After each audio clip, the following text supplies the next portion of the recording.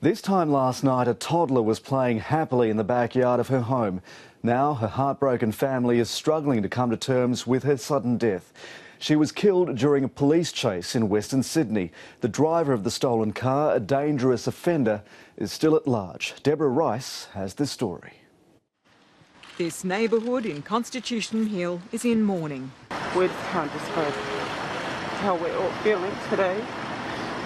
I was home with my kids yesterday. Like many of the children around this community housing, 17-month-old Tatiulina Tawafanga was playing in her backyard last night.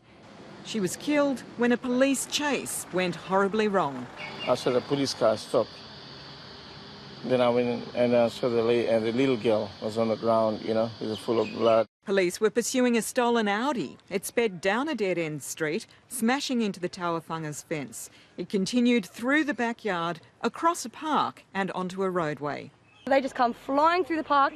We have 10 to 15 kids playing in this park, playing cricket, and they come through doing over 100 kilometres through this park. Instead of pulling off, they continued pursuing him and they hit a kid on the way through. The toddler and her twin sisters were taken to Westmead Hospital, where Tatiulina Tawafanga died. This is not a place for coppers to chase, you know. The innocent girl got killed just for nothing. I've actually spoken to the police that have been involved in this operation and they are distraught, they really are. These are family members, they've got children the same age. They are doing it very tough at the moment. The male driver of the car is still on the run. His 22-year-old female passenger faced court today charged with drug offences. Police are now trying to piece together exactly what happened. While a forensic investigation is likely to answer which car killed the toddler, the big question for this community will still be why a police pursuit was allowed to continue through such a heavily populated residential area. And Deborah Rice joins us now from Constitution Hill. Deb, the family has just released a statement. What are they having to say?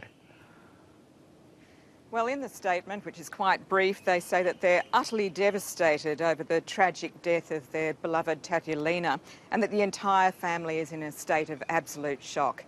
They've asked for the public and for the media to respect their privacy and say they really can't comment further because it's a matter now before the coroner.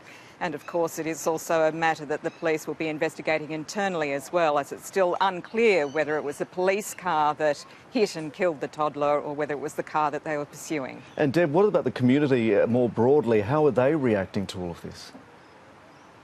Well, look, not surprisingly, they're in shock as well and they're quite angry.